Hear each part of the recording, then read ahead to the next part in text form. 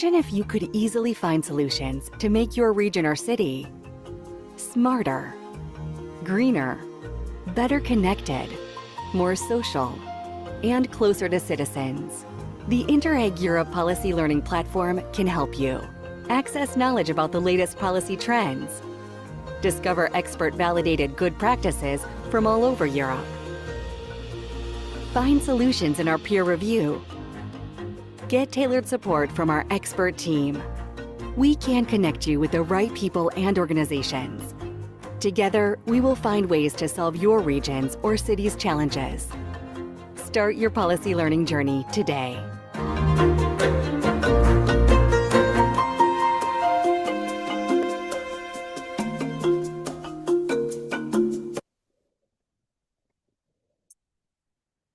Good afternoon, everybody. Welcome to our webinar on regional policies for the early uptake of hydrogen mobility.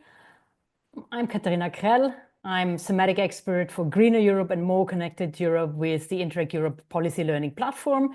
And I'm here with my two team members, Valentine Dufay, who's our event and social media manager, and who's making sure that everything goes smooth on the technical side, and Simon Hunkin, who's a thematic expert just like myself. And yeah, you see us, and you can also see all our pictures on the next slide. There we are, and our names. So we're going to take you through this webinar. I'm going to be your main moderator, and Simon is going to man the chat. For the audience, please interact with us using the chat. Write your questions to us and to our presenters in the chat, and Simon will read them then to our presenters, and we will take them as they come along. So don't be shy, make use of this possibility. All right. So the webinar is going to be recorded, and the recordings will be made available to you afterwards. You get them automatically mailed into your inbox, and all the presentations as well. So why are we having a webinar on the topic of hydrogen? Well, there are many ways to look at hydrogen. Today, we want to look at hydrogen from the perspective of the mobility sector as a means to decarbonize the mobility sector.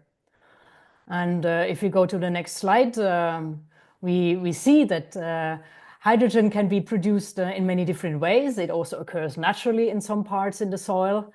And according to its production method, it gets a color classification.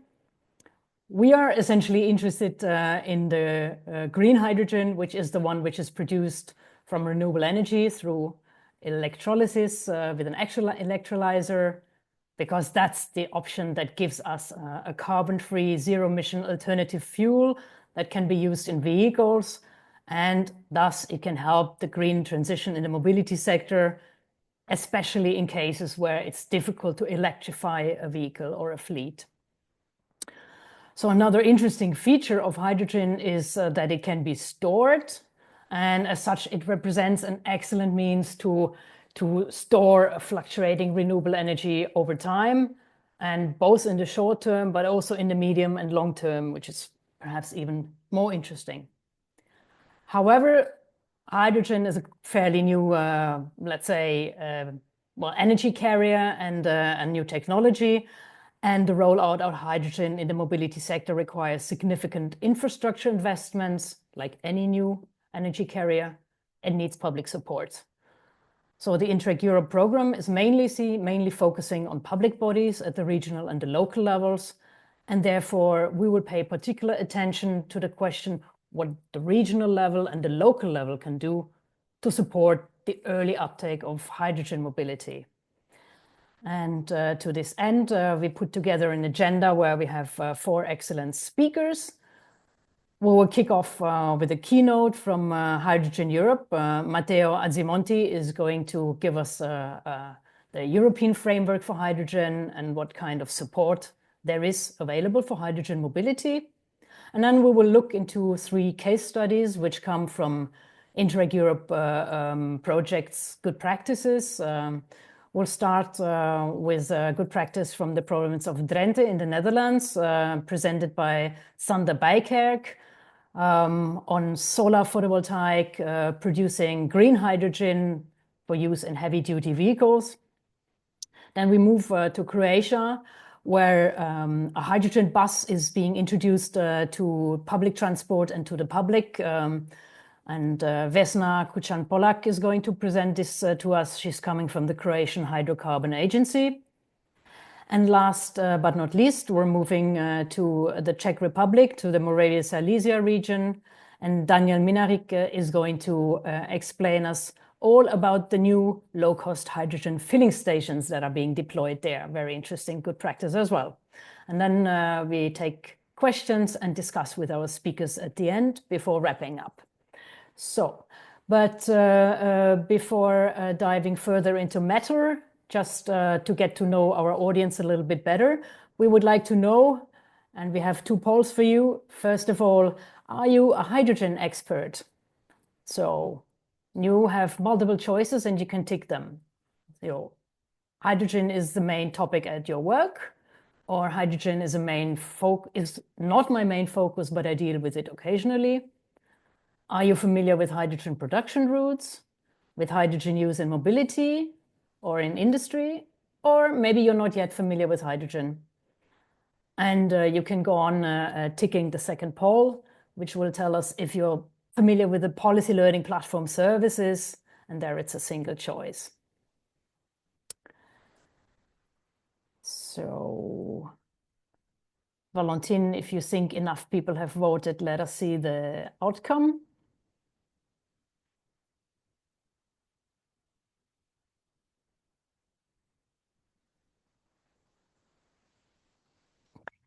All right. So hydrogen is my main topic at work, only 8%. Yeah, but almost half are occasionally dealing with hydrogen. That's also the case for Simon and myself. It's not our main focus, but it comes on our desk regularly. And 20% familiar with production routes, 37% with use in mobility, and a quarter of us not yet familiar with hydrogen at all. Okay, cool. And are you familiar with the policy learning platform services? Yes, 50% and somewhat 25%. That's what I thought. So I will not dwell on explaining the services of the policy learning platform to you, because I had a quick look at the participant list and I saw many familiar organizations. However, a brief overview on the next page. So the policy learning platform belongs to the Interreg Europe program. It's the second pillar. Projects are the first pillar. The policy learning platform is dedicated to capitalizing the knowledge that is produced inside of the individual projects and to bring it to the outside and make it available for everybody. And to this end, we have 3 types of services. We have community people, where we organize webinars, physical events, and bring the community together, just like today. In our knowledge section, we have an awful lot of good practices, but we also have policy briefs, which are 15-page collections, which are briefs for policymakers. And then we have our on-demand services, where regions and cities can ask help desks, matchmakings, or our gold service, the 2-day peer reviews. And I've just, on the next slide, an example of the resources that we have available in the area of hydrogen. We're looking at hydrogen not only in this programming period, but already in the past. So we have already the webinars and the good practices and the policy briefs. You can see under knowledge, the policy briefs and some good practices. Under community, a recording of our last webinar. And under expertise, 2 examples of peer reviews where regions have asked, well, should I develop a hydrogen strategy, or how can I benefit best from this new opportunity? So just like an illustration. All right. And today, or let's say in this programming period, we're having hydrogen-focused projects under the policy objective Greener, but also under the policy objective Smarter Europe. And you can see here our first, second, and third call projects, UNIFHY, GH2M, and Prius totally new. And from the last period, Smart HiAware produced very good results in the area of hydrogen mobility. And when it comes more to the economic opportunities for SMEs, Green Hydra, Hyperion, and Unlock are working on these topics. All right, so I think it is time to introduce our keynote. Matteo, I will hand over to you. Well, Matteo, what do you think? You're going to explain us the framework, the European framework for hydrogen. But I want to know, we have read that a few days ago there was a huge discovery made of naturally occurring hydrogen in France, right? France has discovered the world's largest resources of naturally occurring hydrogen. The question where all the hydrogen is going to come from will be solved in the short term, at least for France.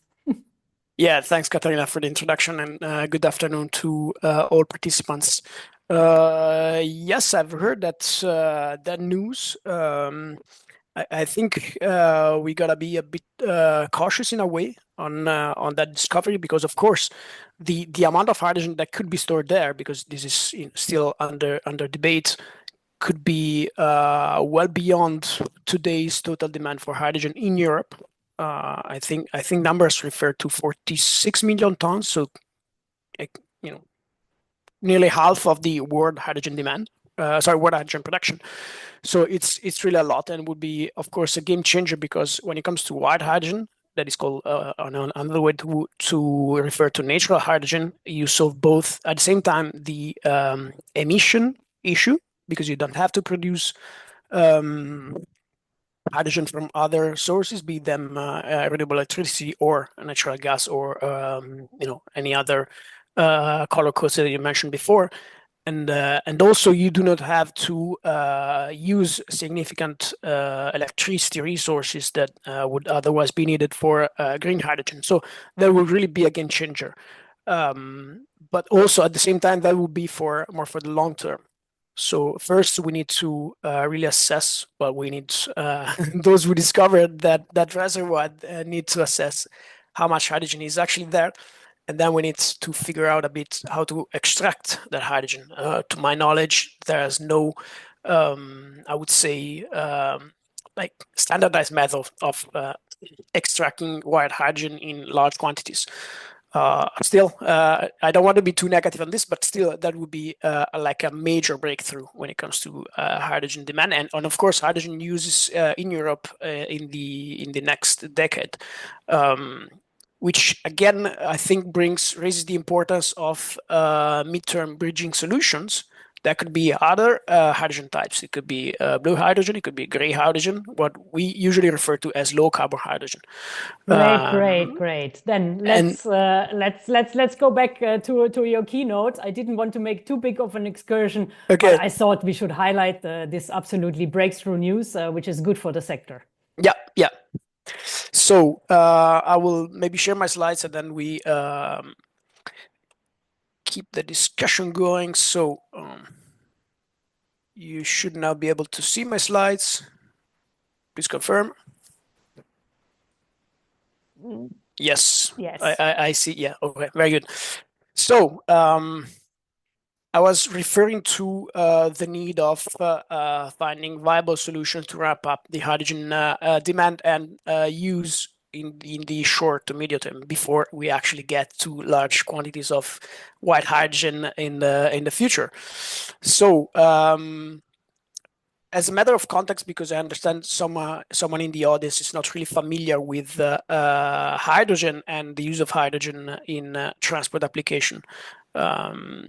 Before that, actually, I just presented myself. I work as a senior policy officer within Hydrogen Europe, that is the European association that covers and represents the hydrogen industry, and I personally work on end users, that mean land transport applications. So with that said, a brief overview of what we have on the market right now. So hydrogen in itself offers fast refilling times, usually a longer range compared to battery electric vehicles, Of course, it's fully zero emissions and comes with two different options. So first option is fuel cells, which is again a fully electric drivetrain, or H2Is, that is hydrogen combustion engines. Hydrogen combustion engines, for those again who are not aware, is basically a conventional gas engine that you can typically find on trucks, especially, that has some components being converted to run on hydrogen. And that again, it's zero emission at tailpipe.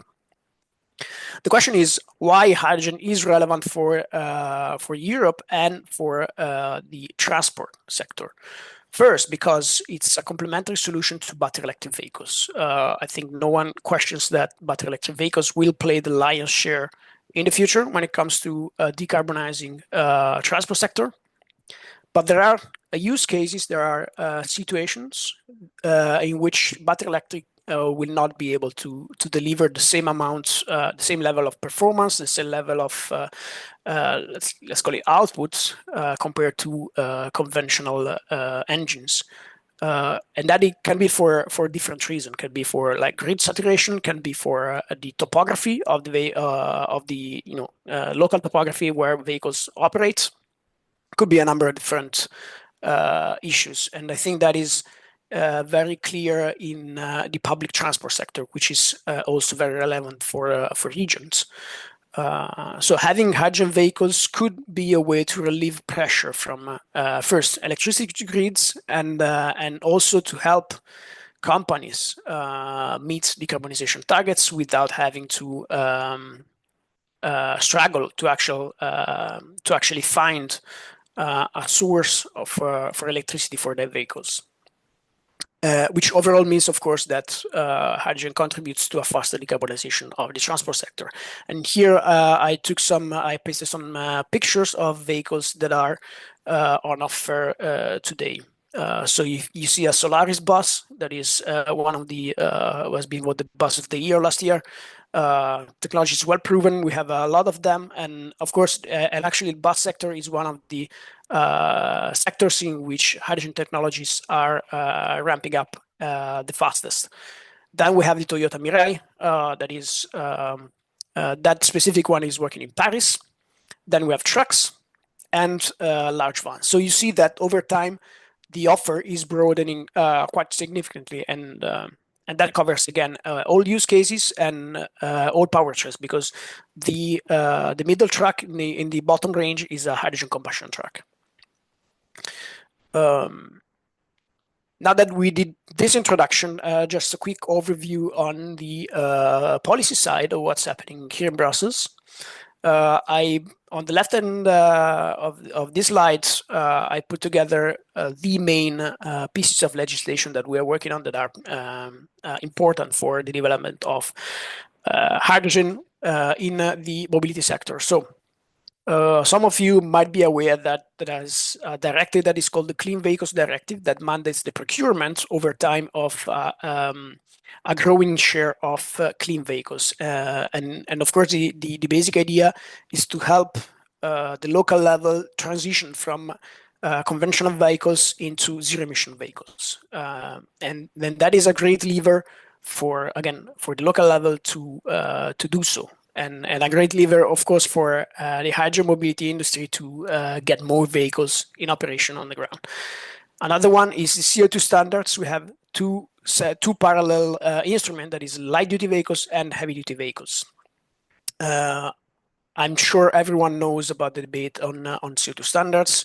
That is, I think, always quite often reduced to the what is so-called ban of combustion engines in cars in 2035. That is actually not true. The regulation says by 2035 all new vehicles must be zero emission at tailpipe. It doesn't mean that all new vehicles in 2035 must not be engine powered by an actual engine, which means that after 2035 you could buy a new vehicle that runs on hydrogen combustion engine.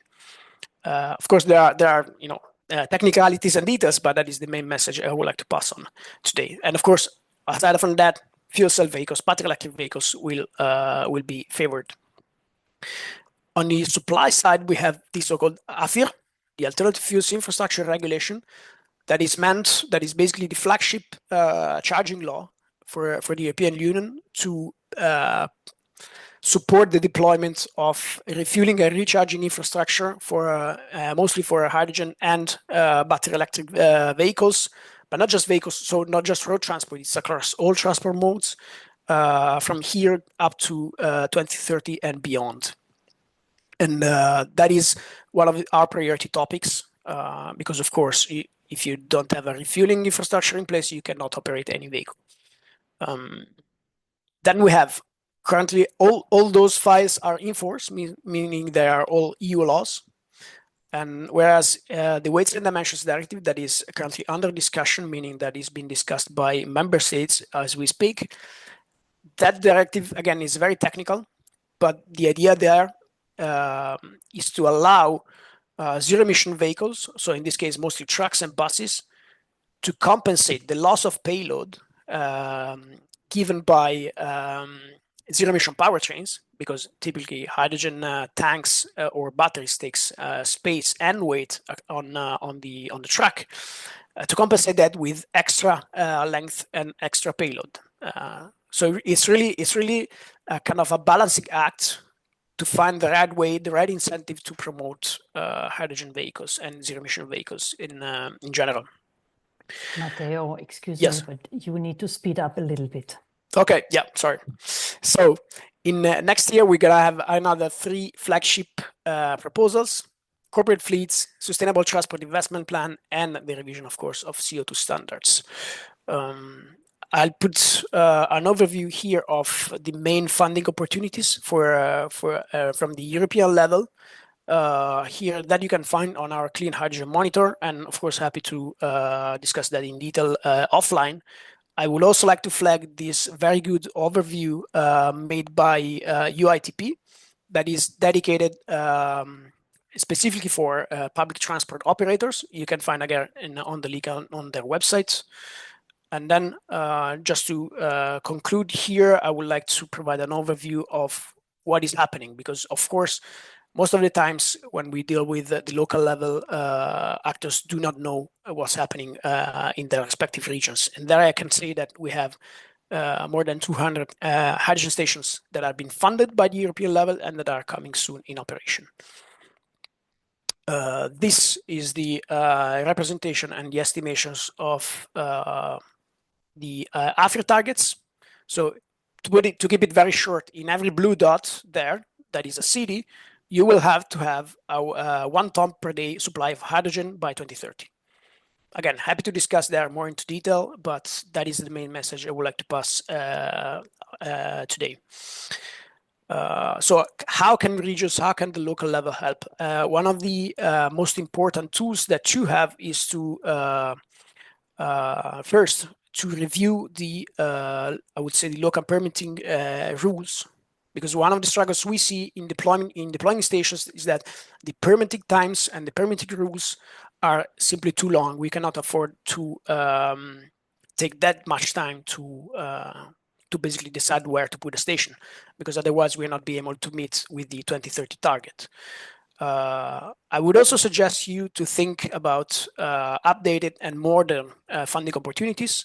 On the right-hand side here, you see the SWIM program from the Netherlands that basically mandates the joint application of a hydrogen station provider and a vehicle provider to make sure that both have demand and supply. And third, facilitate the creation of hydrogen ecosystems. This is the example of the region of North Rhine-Westphalia in Germany. You see, it's pretty well developed. They have a pipeline as well. It doesn't have to be that developed, but of course, we would like to see that replicated all across Europe. We can go a bit more localized. This is the ecosystems that was running in Paris during the Olympic Games. And there again, you can see how different operators and companies can work together to make hydrogen in Europe a success. And lastly, you could help create ecosystems at individual company level. This is what, for instance, BMW is doing in their German plants. so there are different ways where you can help and where we can work together. And I would like really to stress the notion of cooperation here.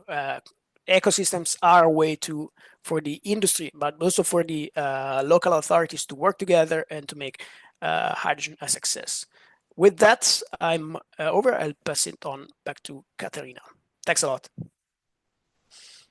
Thanks a lot. Excellent introduction and already direct takeaways for our regions. The local permitting rules, update the funding opportunities, encourage public-private partnerships, and create ecosystems.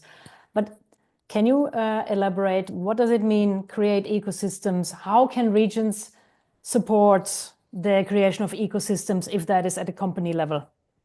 That's a good question. That of course can be at a company level, doesn't have to be, but we see that companies are they're kind of struggling because there are either EU mandates, EU rules that have a super high level of ambition, and those companies are faced with bureaucracy, for instance, that is simply not tailored for the urgency that EU regulations mandate.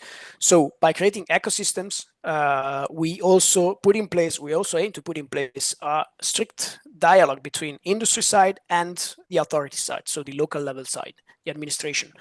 And that is meant for both to benefit from a faster ramp up of the hydrogen economy that has positive spillover effects, of course, when it comes to the local GDP, for instance, but also in general for the competitiveness of the specific region and the member states, generally speaking.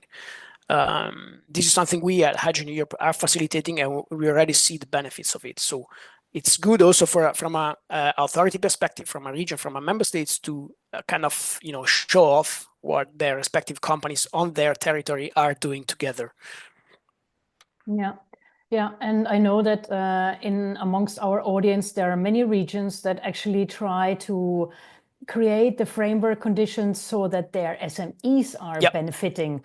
Whereas mostly it's, we're early, the risk is high, the time to profit is long. So we see more the big companies as the first movers, but I think to create the entire value chain, which also means the SMEs up and downstream, that will be the next challenge. Yeah, and if you want to refer to a maybe more familiar name, we could refer to them as H2 valleys. This is something that European Union is funding through the Clean Hydrogen Partnership. So be sure that money is available. And you just have to team up basically and come up with a plan. But of course, again, if there's anyone within our audience that is interested to know more, I'm happy to take it offline and respond directly. So thank you very much, Matteo. And the mentioning of Hydrogen Valley is a good bridge to our next speaker, which is coming from the first, one of the first, I think, the first European hydrogen valley in the Netherlands, in the province of Drenthe. Sander, it's over to you. Yes, thank you, Katharina. Yes, we were the first hydrogen valley called Heaven, together with the province of Groningen, and it lasts till the end of 2026, December 26.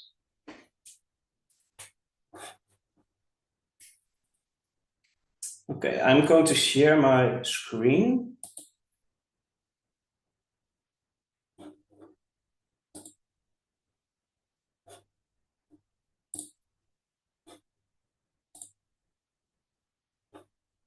Hopefully this goes well.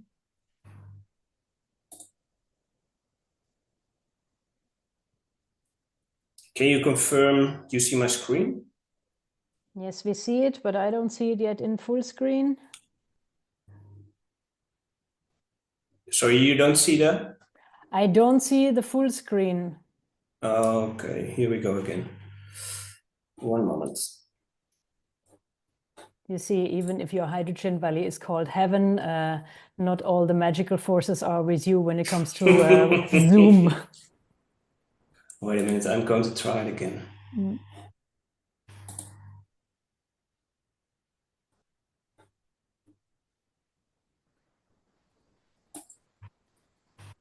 We've tried this just before, but of course, Yeah, when we and go then live, it works. doesn't And work. now, This is Murphy's yeah. law. Yeah, I think so. Valentine, perhaps? Okay, let's give it another try. Yeah, but I don't know if there's a difference between.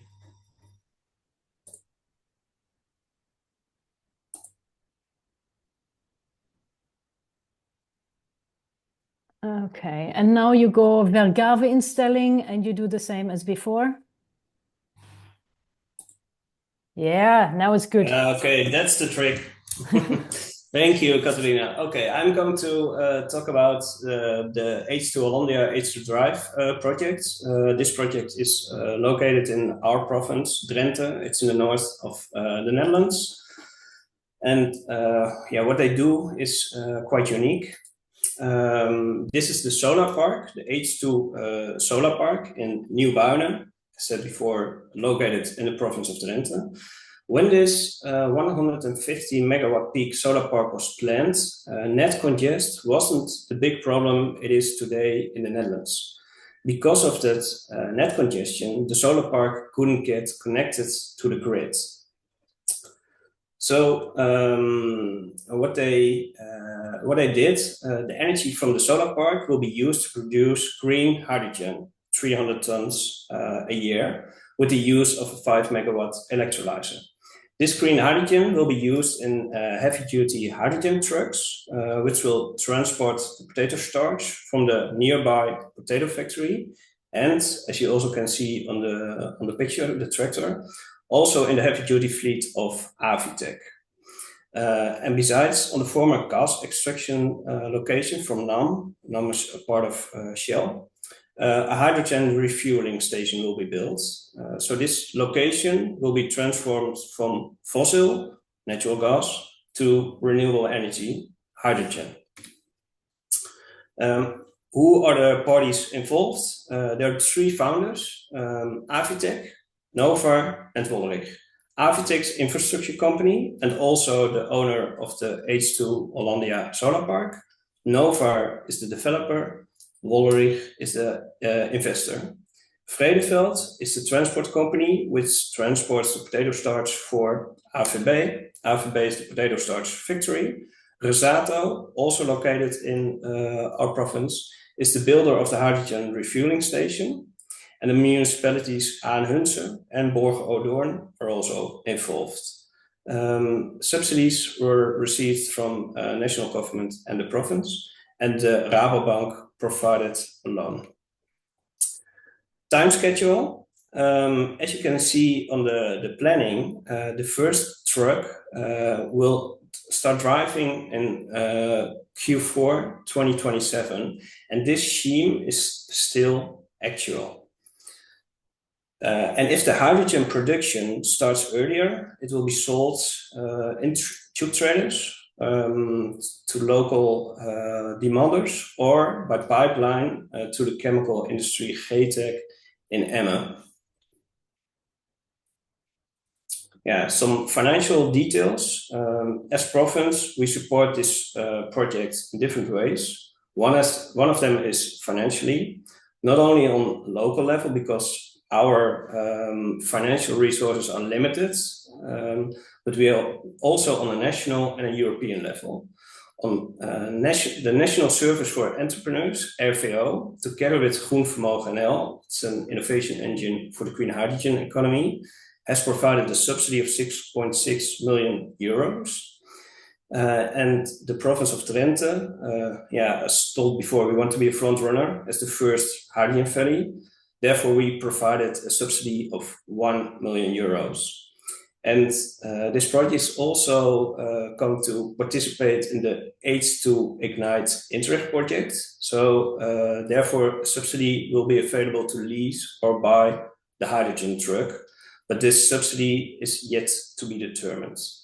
And one milestone, the FID, the final assessment decision, is signed last January 2025.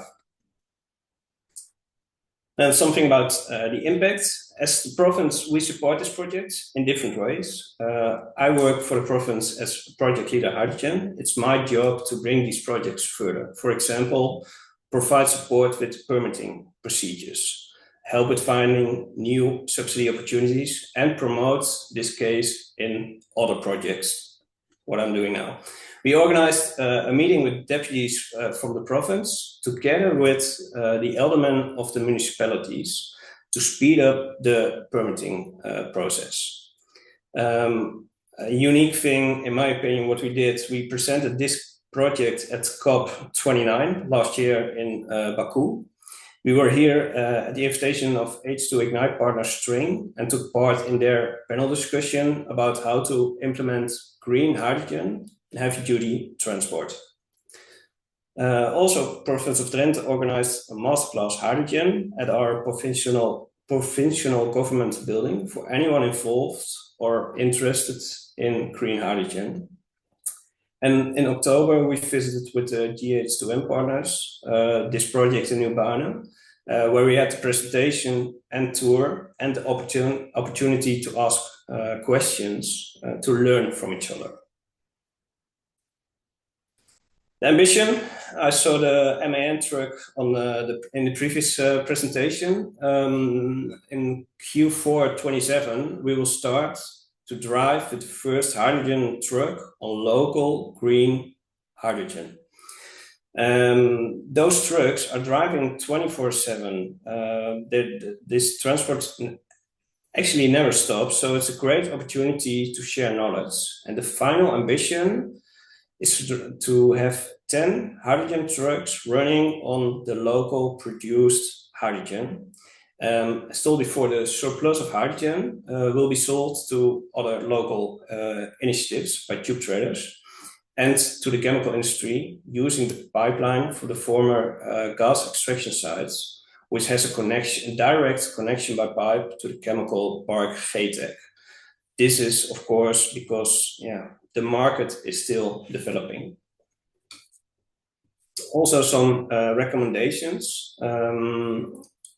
Involve stakeholders, especially from the permitting process, from the start of the project. Hydrogen is relatively new and legislation lacks the market. And as local government, you can also contribute not only with subsidies, but also with, for example, purchasing guarantees for the own vehicle fleet. In the picture, you can see the 4 Hyundai Nexos. We bought them with help from another Interreg project. Those cars are 2019 and still driving daily as daily vehicles. So you can also buy hydrogen from local producers. And be visible. Tell others about your projects. That was my presentation. Excellent. Thank you, Sander. This is really interesting. And it shows how a project, a photovoltaic park that wasn't initially intended to be linked to hydrogen at all becomes suddenly the renewable energy that will power the local trucks. And you also point out all the things that a regional authority can do. And you've repeated the same things that already Matteo was saying, and you added the promotional aspect, the masterclass, the cooperation, the exchange, the promotion of the projects, but also the international linkages. So very, very good. I want to hear a little bit, unless we have a question from the audience. Yes, there are some questions from the audience. Simon, tell us. Yes, we have 2 questions coming in from the audience. I hope you can hear me well. So the first one was, how have you been developing the partnership and who is managing the collaboration? The partnership between the Hydrogen Valley or the partnership in this project? I suppose in the project. The Hydrogen Valley. Hydrogen Valley. Okay. Yeah, we work very closely with Groningen, and what is really good to know, in the northern part of the Netherlands, we were a gas production industry. It's all clustered in the province of Groningen, and it's all clustered in the province of Drenthe.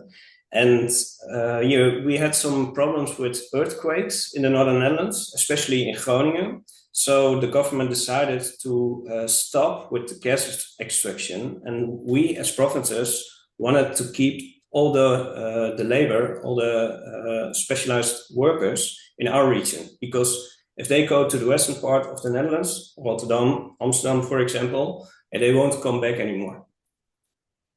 So we needed to collaborate together. And what was the other question? Sorry. The second question, I'll come to now, was what is the estimated cost of hydrogen per kilogram? Yeah, good question. What I've heard and where they calculating with at this moment is between 6 and 7 euros.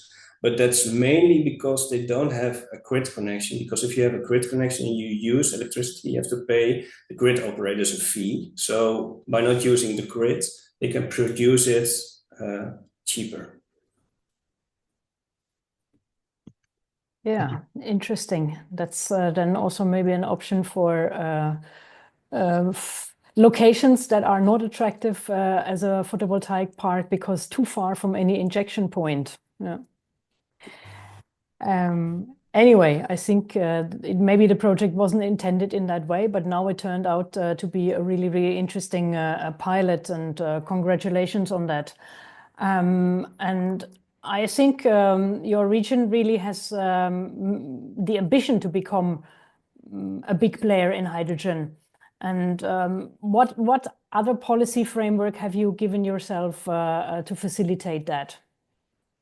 For us, hydrogen is really important, but the thing is, we're not at the most ideal location, because we are not beside the sea, the North Sea, for example. So we also need the province of Groningen. We collaborate together quite well, but we need them because all the energy from the wind parks is coming on land at Groningen. And the backbone, the hydrogen backbone, will be starting in the Eemshaven, and that's also Groningen. So it goes from the Eemshaven straight to Drenthe, with also connections to Germany. So yeah, we're depending from each other. I see. Yeah, that's the question. Where is the network going to flow through? And then are you anywhere connected to any of these lines? Okay. Thank you very much for this example from Drenthe. And let's move on to our next speaker. Vesna, the floor is yours. Tell us about the Croatian experiences with the first Hydrogen Blast, please. Hello, good afternoon to everyone. Let me share my slides first.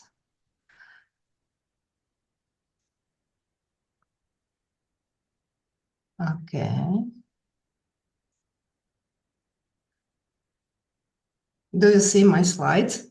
Yeah, not yet in full screen. Yes, click there. Okay. Yes. Super. Oh, good. So, good afternoon. I'm Vesna Kučan Polak, who works for Croatian Hydrocarbon Agency, which is still dealing with hydrocarbons, but we also have some kind of transition to renewables and deal also with the hydrogen. In fact, we are national coordinating body for the hydrogen in Croatia.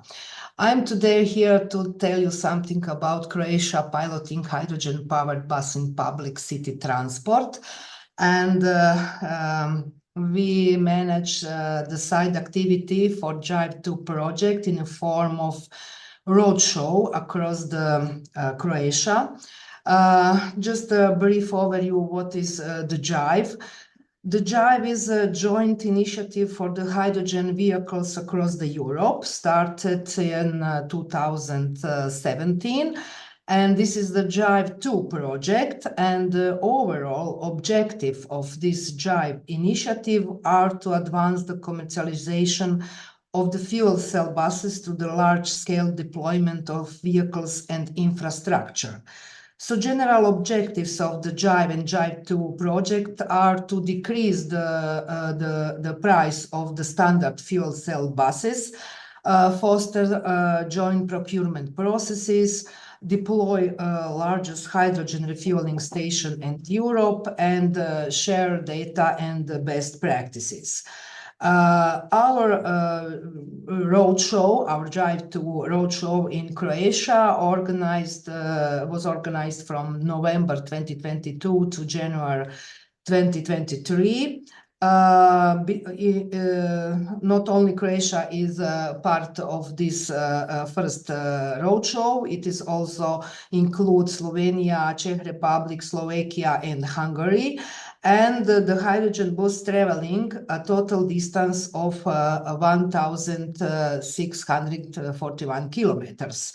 The similar roadshow was organized, the second one, in Poland, Lithuania, Latvia, and Estonia, with total distance almost of 1,500 kilometers, while the third roadshows were organized from May to June 2024, so last year, across the last 4 countries, Romania, Greece, Bulgaria, and Bosnia and Herzegovina, with a total distance of almost 300 kilometers.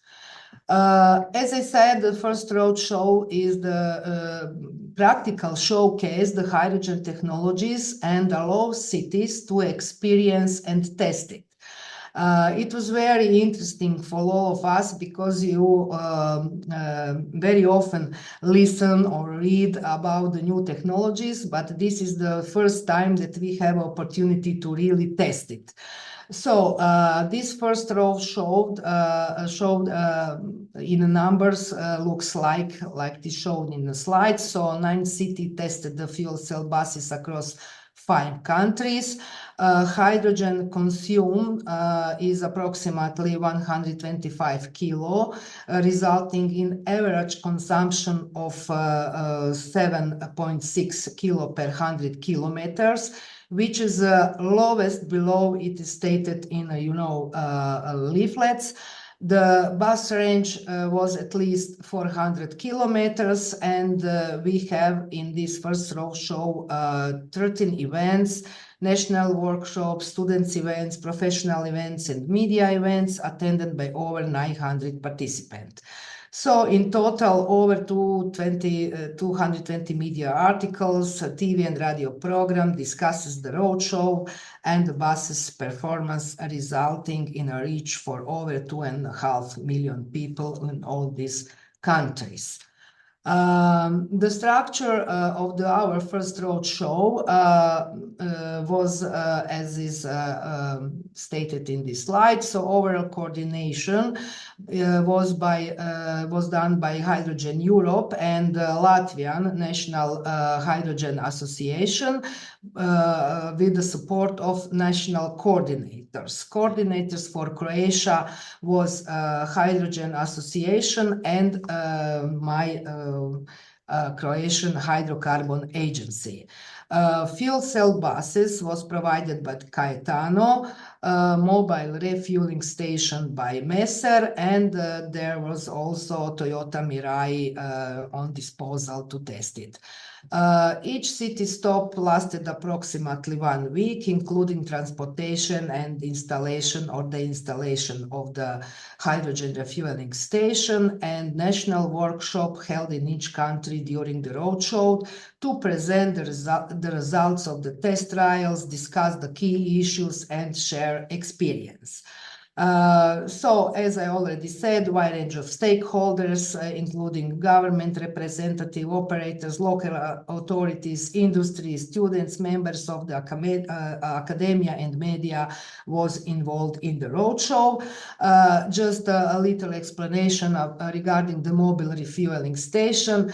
If you think that is something on the wheels, it is not. It is the container type refueling station constructed on the concrete base, and easily dismantling after the show is finished. So practically they need several days to install the station and moved to another location.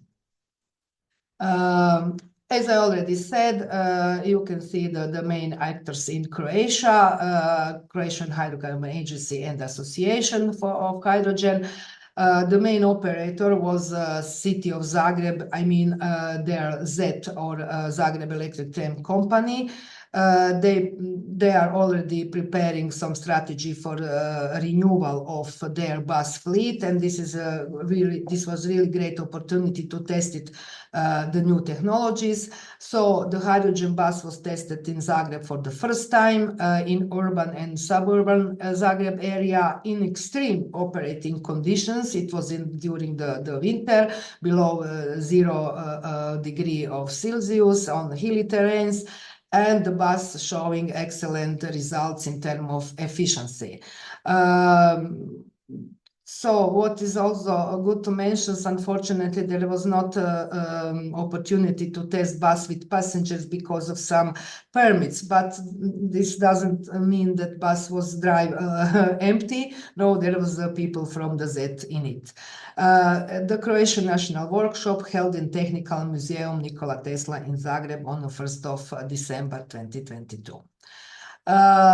In these slides, you can see some figures about bus KPIs. I will not go to the details. You can see it in some details if you have some questions, so no problem to answer. But it is very interesting to show it is the average hydrogen consumptions data, which is all of them practically below 10 kilogram per 100 kilometers, which is, as I said, already stated in the production leaflets.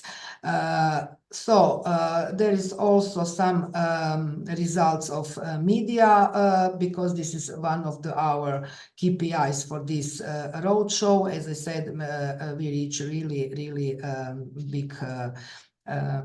big audience with this roadshow. So to conclude, we see that this roadshow was really excellent opportunity to promote hydrogen mobility, educate citizens and road transport operators about the technology, and bring together a wide range of stakeholders, including national, regional, local authorities, decision makers, academia, and representatives from the industry. In this way, we also initiated local value chain discussions, and what we see that some kind of this roadshow should be planned well in advance to avoid any possible restrictions or practical implementations. We would like to see much more similar pilot project to be repeated or to last longer, and also an adequate regulatory framework and financial support should be planned accordingly. As we see, so this is also a good story for building a full hydrogen ecosystem to be able to deploy fuel cell buses in the future. So thank you very much. Thank you, Vesna. Very refreshing pilot project from Croatia and the other countries. It's good that there's a cooperation in this roadshow. So you use one bus and one concept, but you have many countries that can benefit from this test bed and first experience of hydrogen buses. And I want to know, how did the public transport companies in Zagreb react to it? Were they interested? Were they happy as a future possible new technology for them, or more skeptical? And they are very satisfied with the bus. As I said, so the consumption of the hydrogen is lower then they expected the bus is very appropriate for the hilly and mountain terrain what we have around Zagreb. It is very good for long lines, what is also present here, and excellent efficiency in low temperature conditions. So they conclude that the bus can immediately replace diesel buses without problem. And the drivers also adore this bus, and they send to me it is really enjoying to drive the bus. I mean, so your benchmark is the diesel buses, but yes.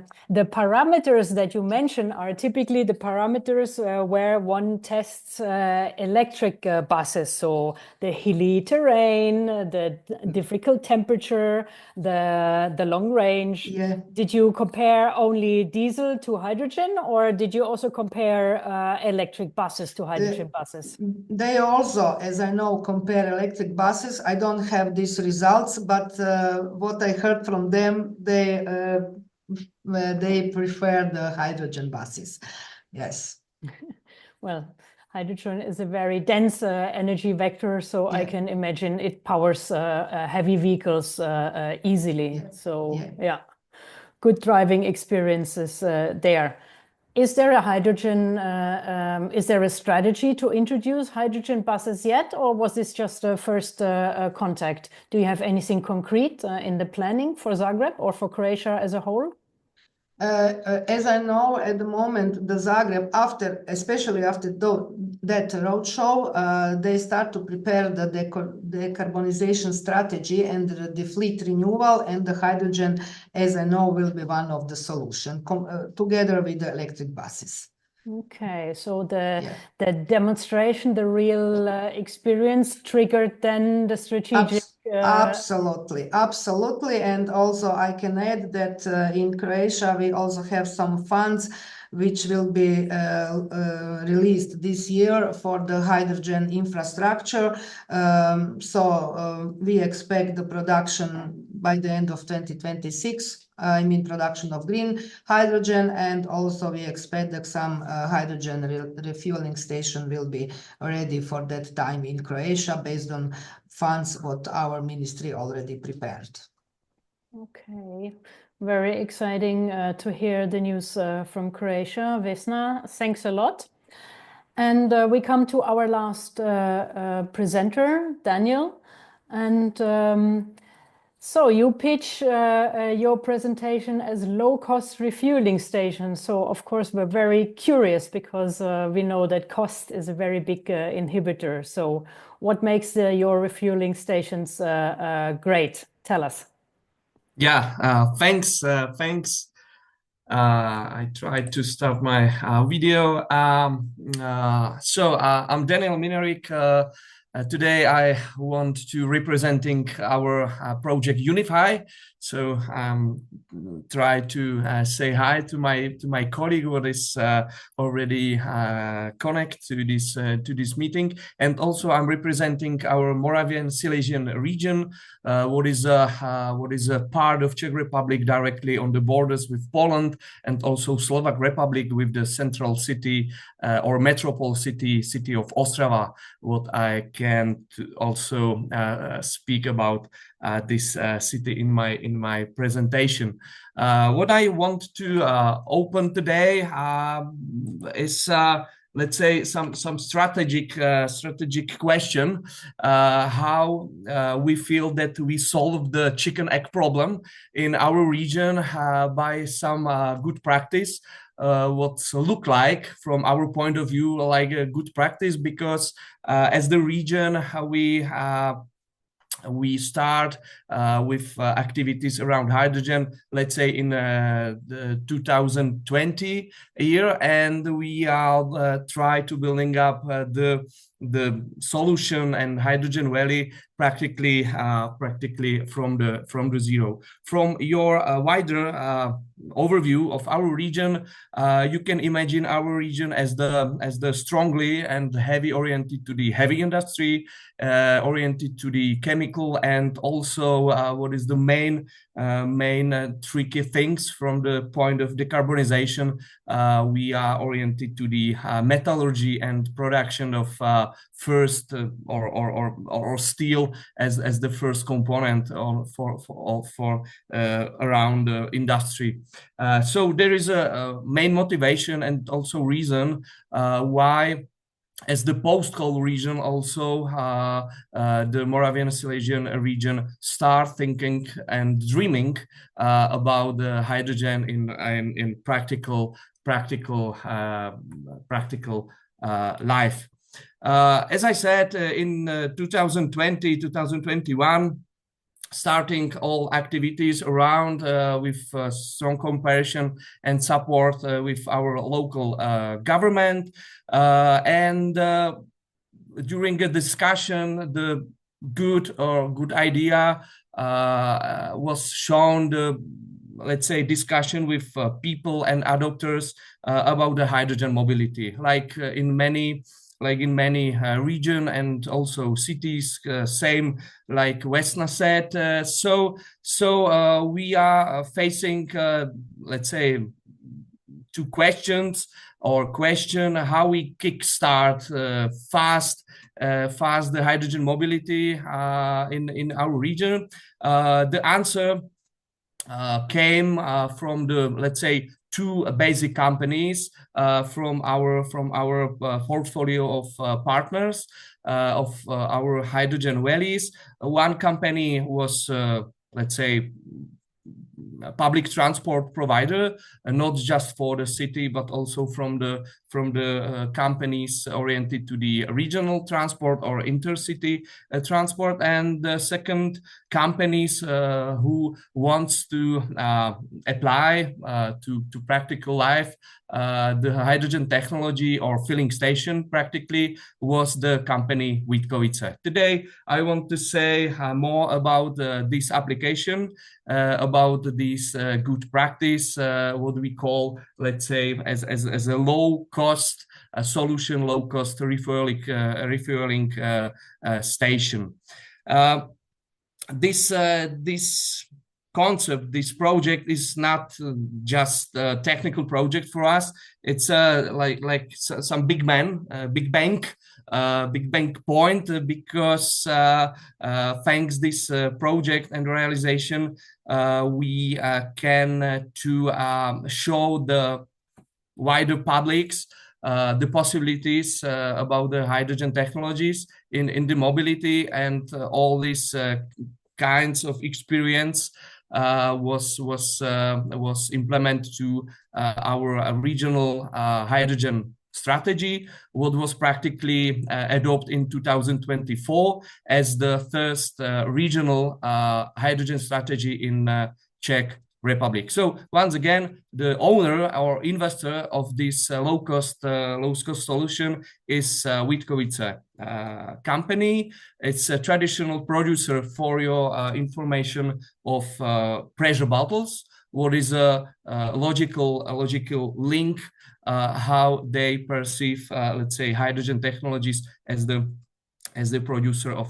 one main part for hydrogen filling station, for example. Of course, the regional Moravian-Silesian region was the partner this project, and also a technical university and, for example, science center, where this filling station is installed, and where also this filling station is the, let's say, things what is the part of way during for example, some programs for learning people about hydrogen technologies, practically and maybe technically. Whole solution has the SESA philosophy. It means simply, efficient, scalable, and accessible. The technology is pretty not cheap, but low cost from several points. The first is that the high pressure storage tank is pretty small. It's optimized just for using this filling station for filling the personal car on the 700 bars, of course. So it's mean that its costs on the last step of pressure just on the level 8 pressure bottles. The capacity is up to 10 cars a day, so it's not pretty big number, but for us and for all regional fillings demands, it's enough to these days. What is a really nice number? What you can see that this filling station, if we comparing with full capacity or fully equipped filling station on the market. So this solution has let's say just 30% electricity consumption.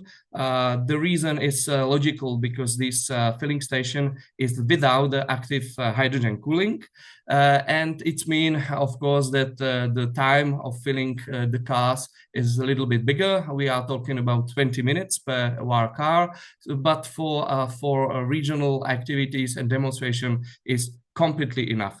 If you see some data, so whole installation, including the permission, was around 18 months. So from the point of realization, it's a pretty nice time. The overall price and where's the low cost is it's roughly around 600 euros. I think that this costs should be nice for everybody who wants to really do something in this area to demonstrate the capability to do the hydrogen mobility in practical life. And thanks the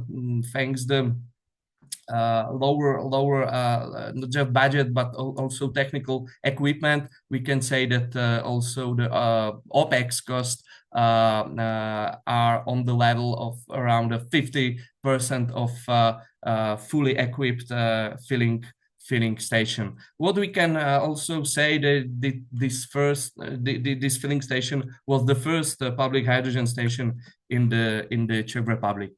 As I said on the beginnings, for us, it's this filling station we are perceived as the first moment where we stop the discussion about the, let's say, complexity of solution, and we really build up the solution what real people can do and use for the cars.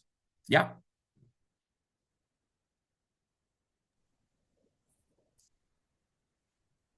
Yeah, that means that's it. Thanks.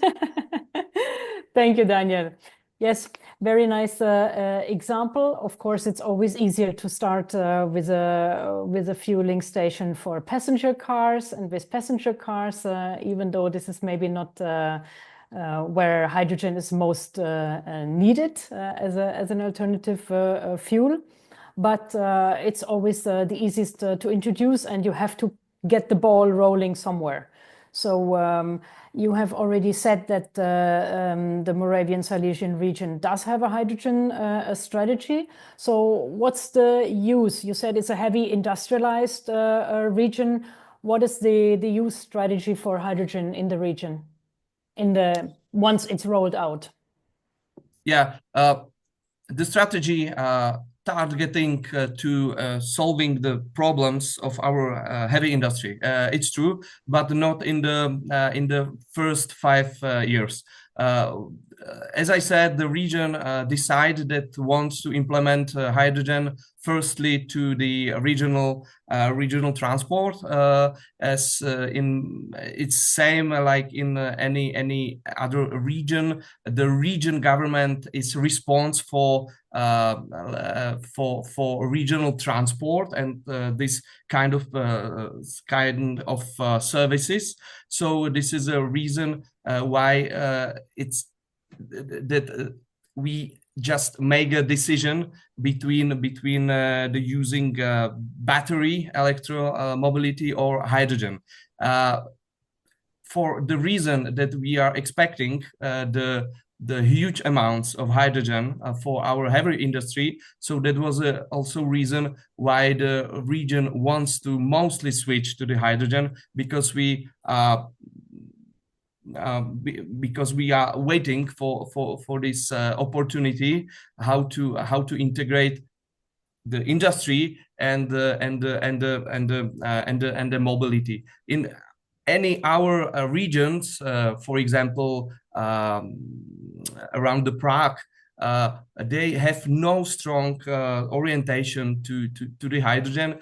For them, it should be much more better to using electro or battery electromobility. But for us, it's the kind of energy what we need for in the amounts completely different than our grids is capable to bring to our region for decarbonization of steel works and so on. Yeah, that's an interesting argument, and I would like to thank you for your presentation and open the discussion to the other speakers and involve also maybe a little bit our audience. Let's see, we have a poll for our audience, and while the other speakers are turning on their camera, I invite the audience to tell us what you think. For which mobility application so we're only talking about mobility application, does hydrogen make the most sense in your view? Like fleets in general, or heavy-duty vehicles like trucks and buses, trains perhaps, aviation and shipping, or passenger cars? And you can have multiple choices. So tell us where you see that hydrogen really makes sense, in which of these mobility applications.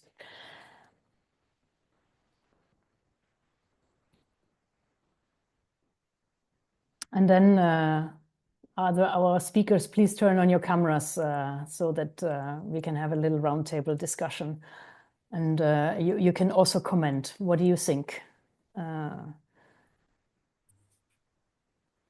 Okay, do we see the results of the poll? Okay, 75% think heavy-duty vehicles are the best mobility application for use of our precious hydrogen. Followed very closely on equal terms by trains and aviation and shipping. So all, let's say, areas that are difficult to electrify. Fleets in general comes at the same level of mentioning, and passenger cars, are the last. Does any of our panelists want to comment on these? Do you have any strong opinions on these? Yeah, I think I can start, if I can, Katharina. We as a Hydrogen Europe, we do see some priority sectors when it comes to decarbonizing the transport applications. One of those two of those actually could be aviation and maritime, because they are traditionally those that are the hardest to abate when it comes to decreasing emissions. When it comes to land transport, I think we should also keep in mind the kind of use we are doing of the specific vehicles. Whereas it is true that hydrogen in passenger cars might not be the primary choice for when it comes to actually picking a zero-emission vehicle, we need to keep in mind the planned use we want to do of that specific vehicle. So again, coming back to the example of ecosystems in Paris, vehicles that run a lot of that are most of the time in operation, that have high mileage, intensive use. There could be taxi fleets or captive fleets in general. That could be a good end use case for hydrogen e-mobility. That does not mean, of course, that a private citizen should invest into a hydrogen vehicle. I mean, if it's at the end of the day, it's personal choice, and if someone really wants to have a hydrogen car, he's or she's completely free to go for that. But there might be ways to prioritize some sectors. So of course, heavy duty, long haul, when it comes to trucks, is one of those priority sectors.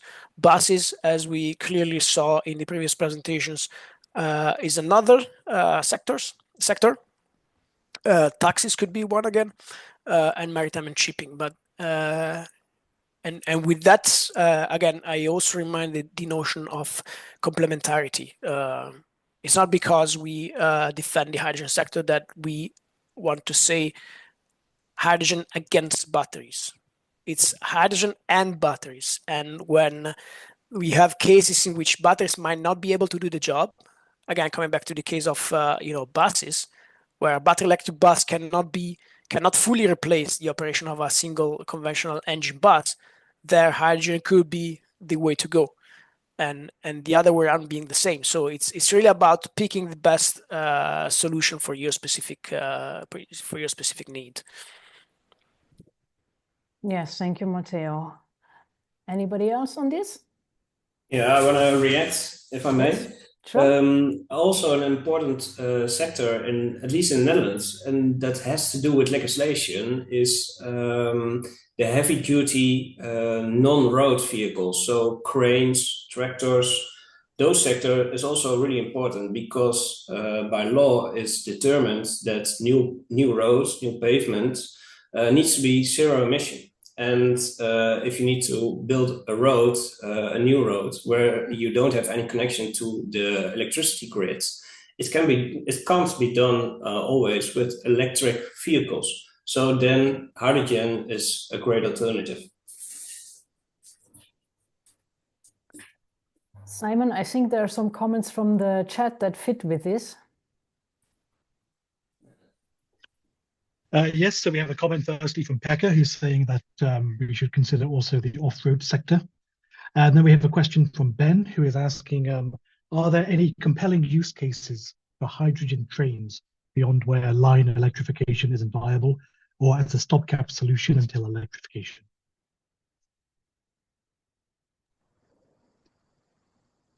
Yes, Matteo. Yeah, can I have a go at that? Thanks. No, two very interesting questions. So thanks, Pekka and Ben. Off-road sectors, of course, should be kept under discussion. Industry has come up with some initial solutions. For instance, can think of mining trucks running on fuel cells and excavators running on combustion engines. So you see a growing array of solutions to, again, coming back to my initial point, to cater the specific use and the specific needs and the specific situation. And coming to the question from Ben on hydrogen trains. Sorry, there was another question. I lost it. Compelling use case for hydrogen trains beyond where line electrification isn't viable.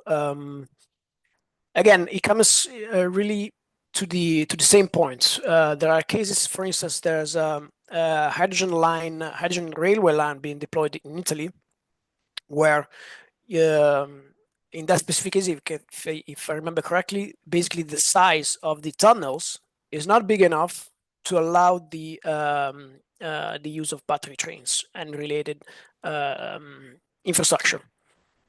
So and that combined with hilly terrains, length of the line. So there's a lot of variables that influence the final decision.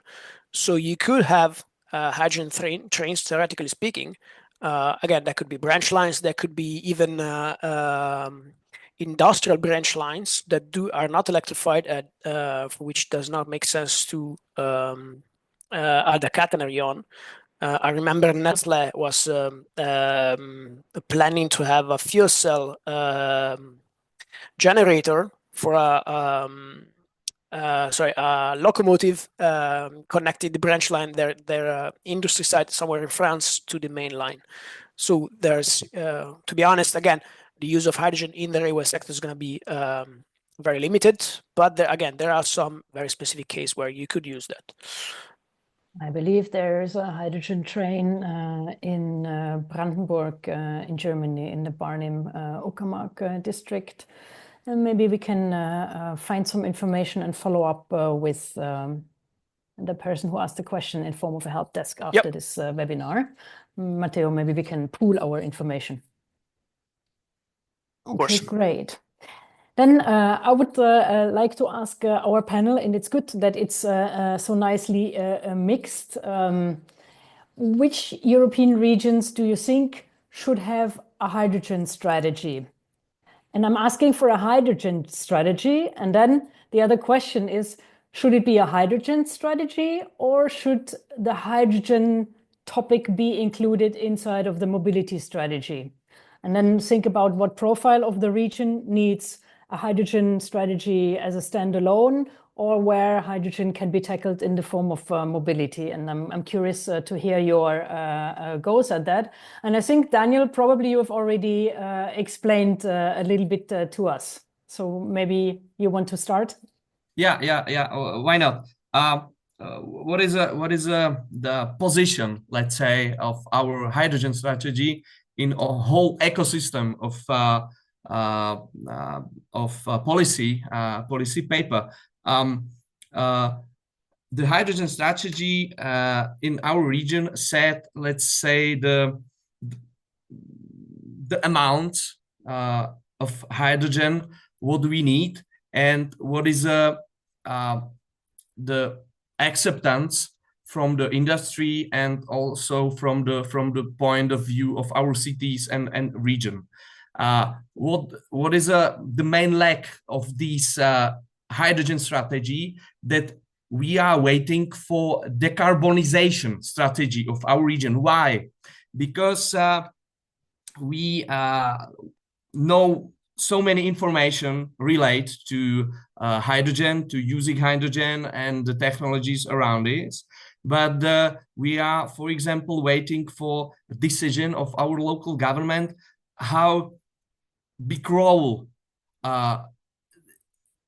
they are supposed for using of hydrogen. The industry, it's clear because it's motivated by these concrete companies. They just decided, okay, I have the coal, I have no coal, I need a hydrogen. I have electricity, no, I have no electricity, I need something else.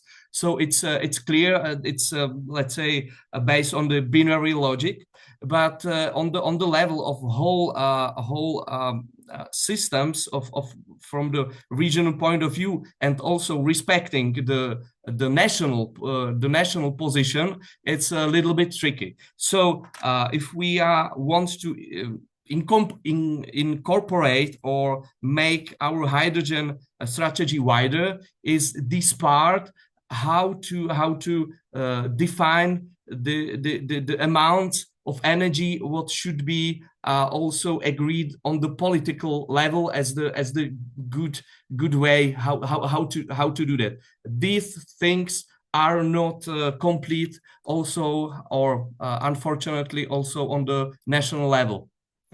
Yeah, but where I wanted to get, yes, thank you. And I know in the Czech Republic sometimes you lack the breakdown between the national and the regional, and yeah. Also but in other from areas. Our point, but yeah, you said before that of you need a hydrogen strategy because you're an industrial region, or let's say the Moravian-Silesian region is an industrial region, and electricity or the grid capability is never strong enough to bring all the electricity to decarbonize that industry. So it's a no-brainer.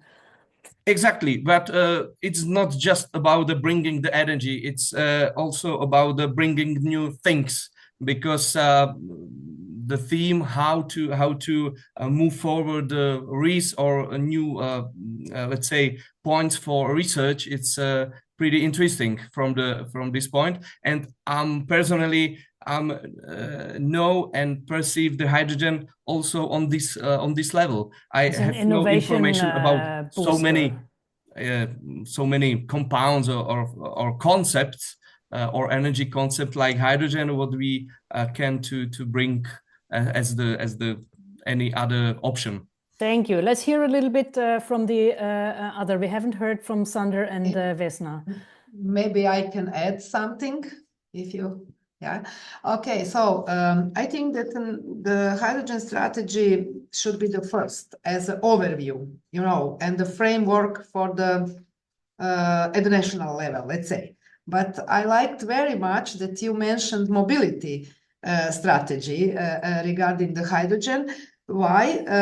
It is also important because this is a new application of hydrogen. So we didn't use hydrogen in cars, in trains, so it is very important to have some framework, even maybe some action plan, how to deal with hydrogen in mobility. What are, you know, the priorities and so on and so on. So I liked very much your initiative in that case. It was just a thought because, well, maybe not everybody needs a hydrogen for its industry, but perhaps more people could benefit inside of the mobility area. Of course, but as I said, first you have to know what is your possibilities, what is your condition national. Okay, so this is your framework, and then you can focus on mobility, industry, energy, whatever, and then you can be really focused on this area, which is, in my opinion, very, very important because we don't have history, we don't have experience, we don't have knowledge, you know, and everybody talk that hydrogen is maybe dangerous and something, and so on and so on. So people also think hydrogen is sexy, and one person in the chat mentions the strong resistance against electrification, and that maybe hydrogen is more easy to sell to people. But I tend to agree that once people understand that hydrogen is highly explosive, they will also find something to say against it. Agree, absolutely. Sander, what is your point? Should every region have a hydrogen strategy, or is it sufficient to tackle it inside of mobility? I think that the last. I think it's enough to tackle it inside the mobility because I work for a province, and as a province, we don't build refueling stations, we don't build factories, we don't create anything. We have the role to facilitate. And if for the one transport company, hydrogen is the solutions, then we need to do everything what's in our possibilities to help them to fit to that solution. For the other transport company in another region, maybe there's no net congestion. For them, is electricity the best way? We should provide everything what's in our possibility, and I think hydrogen is not the goal. The goal is to go as fast as we can to zero emission. That can be electricity, but it can also be hydrogen. And the market needs to decide. And it's also it has to do with much more other things: price, net congestion. There's so many circumstances. Yes, I agree and not. I don't agree with that the market should decide, because there is not yet a functioning market, because we're at the beginning, and without public support, there will probably never be, because we have to bridge this gap between where we're just coming out of innovation, the prices are high and the quantities are low, and we need to go down the same price curve as we've seen for the renewable energy technologies. But that was what I meant with facilitating. For the H2 Drive project, Drenthe supported a subsidy of 1 million euros. So agree. It's not, the market is not ready yet. But everything else, I fully agree. And I think hydrogen is not the aim in itself. The aim is to have a decarbonization. at an energy efficient way. And hydrogen production is not the most efficient way to produce energy. Yeah, I mean, direct electrification, like pointed out in the chat, is more efficient. And I think the European Commission has very clearly delimited the area where hydrogen should be used. It should be used where electrification is not a straightforward and feasible option. So, but we all understand that the market and the confidence and the habits need to be built. So this is why I think it's not wrong to go via projects of passenger vehicles and refueling station, because it should not send the signal that hydrogen should be tomorrow's diesel. But it should allow people to get used to hydrogen and to let us learn how to deploy this infrastructure and handle this new fuel, right? Okay, it's 1 minute before the end of our webinar. I would very much like to thank our speakers and our audience. Normally we have a last round and everybody can tell us their takeaways, and I would like to do this, but please be brief. So let's give everybody the floor in the order of presentations. What's your main takeaway from today? I'll start. My main takeaway again is the absolute need for reinforced cooperation between all actors involved, from the institutional side and from the industry side. We certainly need cooperation on that. No doubt. Sander? Yeah, be visible. Sometimes we're just close to the German border. Sometimes in Drenthe, we don't know what's happening on the other side of the border. So if you tell what you're doing, the other people can react to it, and there will be more cooperation. So be visible. That's an important one. Vesna? From my side, just to add that we would like to have much more demo project like this one, what we have with the buses, let's say with the trucks, for example. We think that this experience for us was excellent, and we would like to have similar and much more in the future. Thank you very much. And Daniel? I want to take one question from the chat, what was focusing to direct electrification. So practically, I can agree that electrification is much more efficient than using a hydrogen. But yes, that's true. That one point from our region that we need to thinking about hydrogen is that the provider of electricity grid just oversleep. We have no finished homework on the side of electricity, and if we want to moving the energy sources on the equivalent of, for example, 1 year nuclear power plant production, so you need to use any other connection on the delivery models than pure electrification by wires. So we have no capacity, and this is mainly the reason why we need thinking about the hydrogen. It's just about time. For example, where's the history showing us if the pure electricity or just any other compounds like a hydrogen win? Yeah. Okay, also good point. All right. Well, I think this was most useful. We have many takeaways for the public sector. Thank you for all your recommendations. Thank you for your time. Thanks to the audience.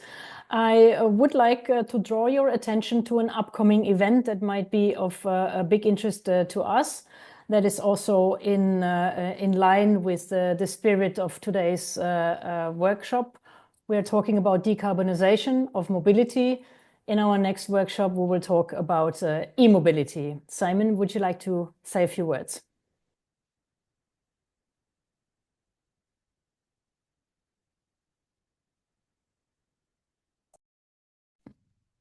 Okay. Sorry about that. The control panel vanished. I'm here.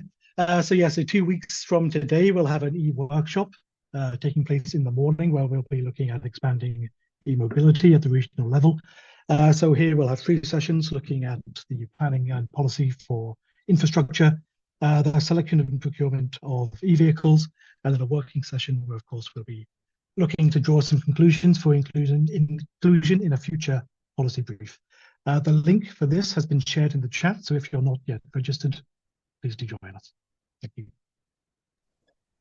Thank you very much. And it's our time to say goodbye. Thank you for the good exchanges. And we're hoping that you're coming back for our next events and that we can take up the good discussions again. Thank you to my team and to everybody in the audience. Have a good afternoon. Thank you. See you next time. Thank you.